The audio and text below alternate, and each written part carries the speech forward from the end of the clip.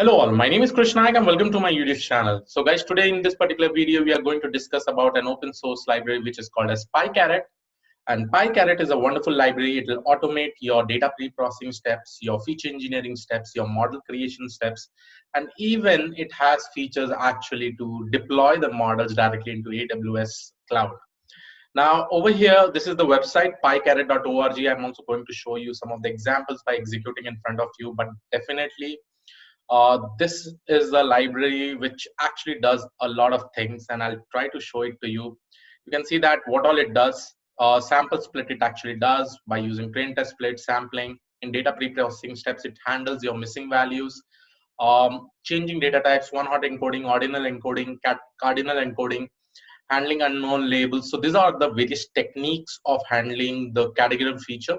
It also performs scaling, that is normalization, transformation, and target transformation. Apart from that, it does feature engineering steps like feature interaction, polynomial features, group features, binumeric features, combined labels, and trigonometric features. Apart from that, feature selection, where it performs feature importance, remove multicollinearity, PCA, and ignore low variance. Now, all these things it actually performs, and it is quite simple. We'll try to see how to do this in front of you. I'll try to do it in front of in the Google Colab. You can also do it in your local environment. So let us create a simple model. Okay, so I'm just going to go over here in this particular website.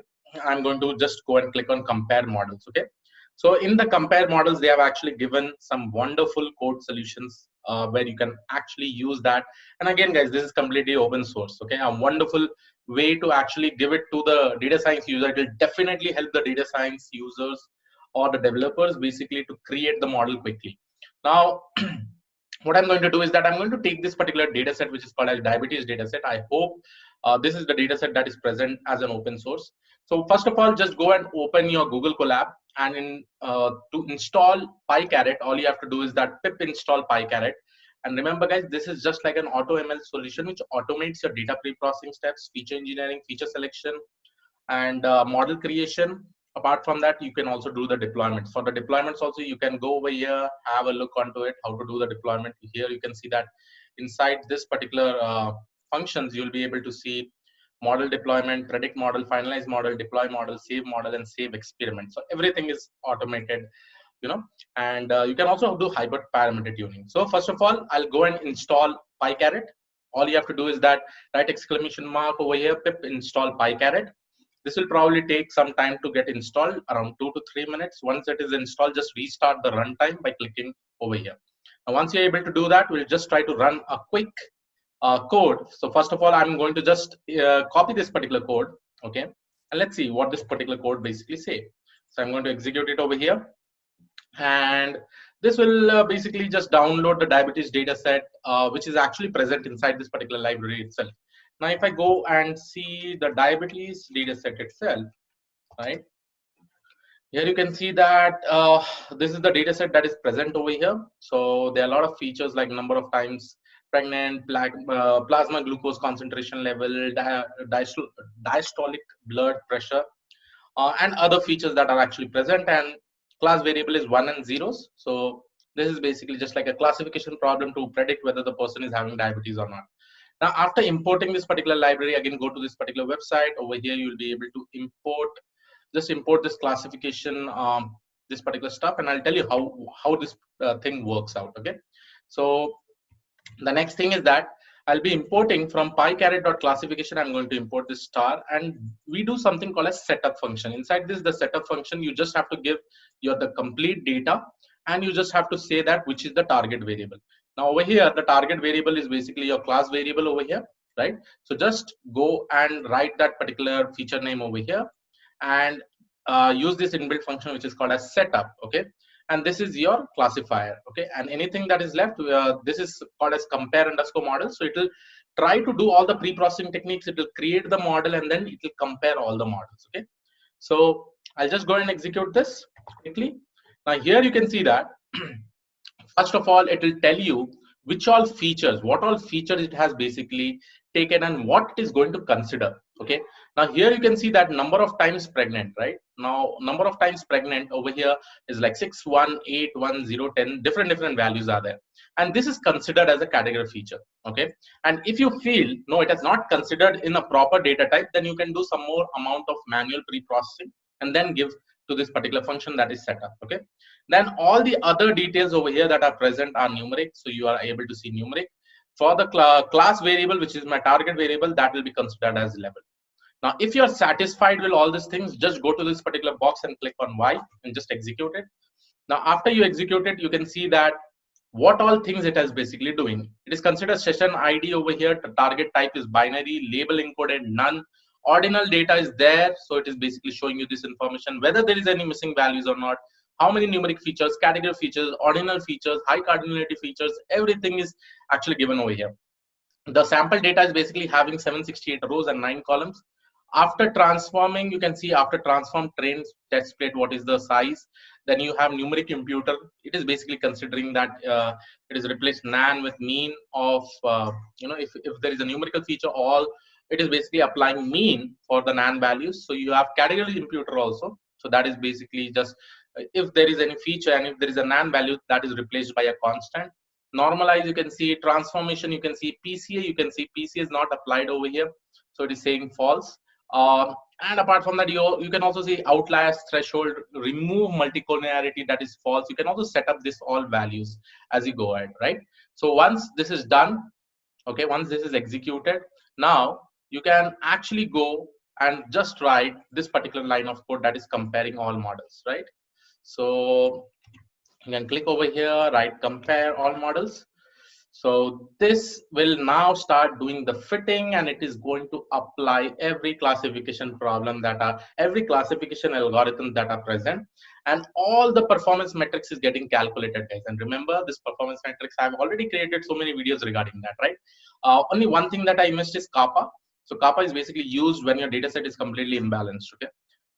So it will probably take, it will do 10 folds. You can see cross validation of 10 folds. And it is testing with each and every classifier, rich classifier, linear discriminant analysis, logistic regression, cat group classifier, extreme gradient boosting. And out of all this particular classifier, you can see that the accuracy is very high for rich classifier. For the precision is also high. So now a domain expertise person, okay, can come and select like what he's actually focusing on, whether he's focusing on precision, whether he's focusing on F1 score. You can see that F1 score is high at this particular algorithm itself. The kappa score is high at this particular algorithm itself, right? So considering this, you can actually select one model, okay? You can select either one of this particular model. Now, fine, we can see that all these particular models are there, but how to download the model, that is the next thing. So for that, what you do is that let's go to the next step. So go to the function in the model training. Now you just go and click on create model.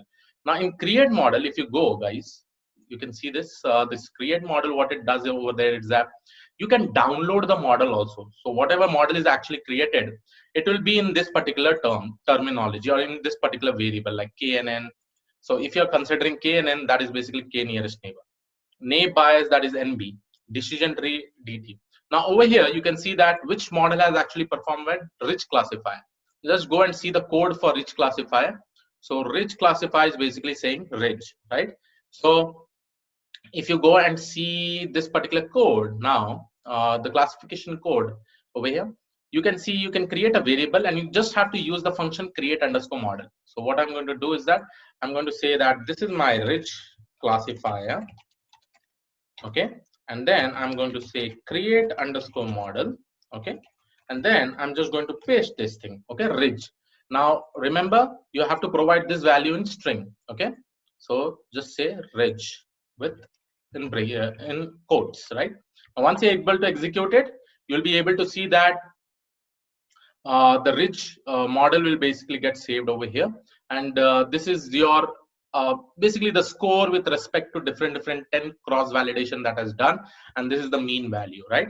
So if you go and see your rich classifier, okay, if you go and see your rich classifier, these are the parameters that are got selected, okay. Now the next thing is that about the hyperparameter tuning. Now again, for the hyperparameter tuning, what you have to do is that just go inside this and you just click on tune model, okay.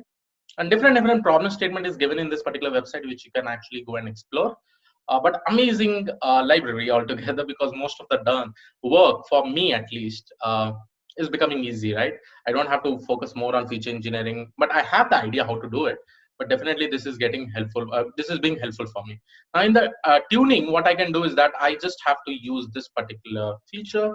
I just copy and paste this code. You can see that you just go over here. Okay, there is a function which is called as tune underscore model, and definitely here what I'll be giving my same rich value that I've actually given over here, right?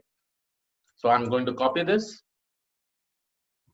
I'm going to copy this and I'm going to paste it over here, right? And I'm going to just make this as rich classifier. Suppose the same variable that I'm using over here, so that it gets hyperparameter tuned. And let's see what are the parameters it will get changed by doing the hyperparameter tuning, right? Now this is how the hyperparameter tuning is done.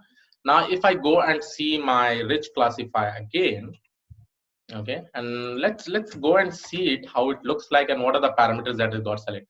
Now you can see that by default the alpha value was 1.0, but after hyperparameter tuning the alpha value became 0.088. Now here you can see class weight is none. Remaining all the features are almost same. Here you can see the random state is 7450. That is also same. Maximum iteration is also none. Solver is auto. Solver is auto. The total time, sorry, this is TOL, that is 0.001. Here also it is same. So the alpha value has changed because of the hyperparameter tuning. Now you will be able to do the prediction. In order to do the prediction, just write rich underscore classifier dot predict, right? You just have to use this particular function, give your input over there, and you'll be able to classify that particular points. Okay, so pretty much simple. If you want to really see how this particular stuff works, and remember guys, if you want to see some more examples how things are done, you can also see there is an option of something called as model ensembling. Okay, so model ensembling, ensemble models are also there. Ensemble models means like random forest, XGBoost, and suppose there's both bagging and boosting techniques. And if you want to see this particular example, I'll just copy and paste this thing, same thing in the same way. Okay, suppose I want to get some very good accuracy, and definitely I have to go with this ensemble technique. So let's see. So I'm going to execute this whole thing, and quickly I'm going to say while yes, because I'm considering that all the features are mapped correctly. Let's see what will be the accuracy. Okay, so first model that I've actually created is DT, and this is DT underscore bagged, right? Ensemble models. Now ensemble models has a lot of things. You can see that it can it basically uses bagging or boosting type of things. And again, if you want to read it over here, you can definitely read it and get more information, right? So if you see now DT underscore bagged, if I write DT underscore bagged,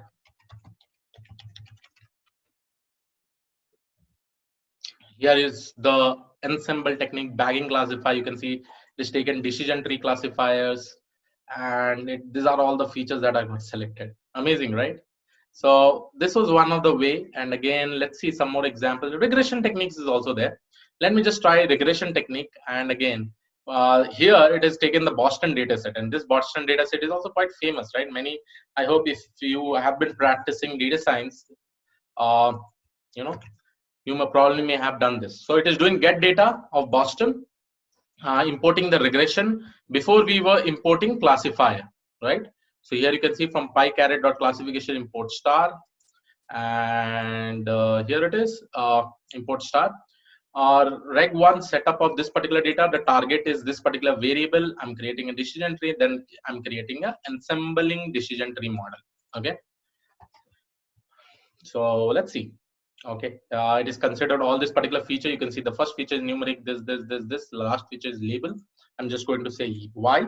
I'm going to press enter. Right, so it is done. This is your model that is actually created. But if you really want to see the accuracy or the other things, what you can do is that I'll just quickly write this over here, Control C. I'll paste it over here, and after this I will just write compare underscore models, right?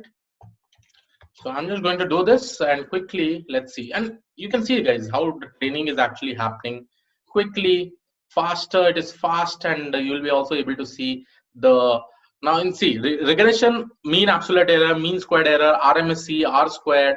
These all feature of performance metrics are getting considered, right? And it will probably select the best feature, which is basically from here. I mean the value from here, and we can actually select that particular model. So let's see how much time still it takes. But I think the execution is happening very, very much quickly. All we have to just use this PyCaret, amazing library. Again, I can see, guys, you can see that how quickly anybody will be able to do their work. Okay, and there are so many regression algorithms, right? Just understand if you want to train this particular model in your local, how much time it usually takes. Now, Google Colab is also fast.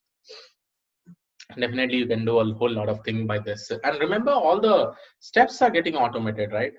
I'll also say you one disadvantage what I felt about this particular library, and what are the other things. Now in this, the cat boot regressor has been selected. You can see the mean absolute error is less, mean squared error, RMSE, RMSLE, MAPE are less. So definitely I'll go with cat boost regressor. Now if I want to select the cat boost regressor, what I'll do is that I'll just go over here. I'll click on create model. And let's see, this is the classification part. If I go and see my regression part, if I click on regression and see where is my cat boost regressor. So cat boost regressor is basically given as cat boost.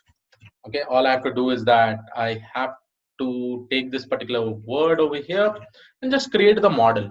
For creating the model, I think this code will work, right? Pretty much simple. So here it is, I've executed it.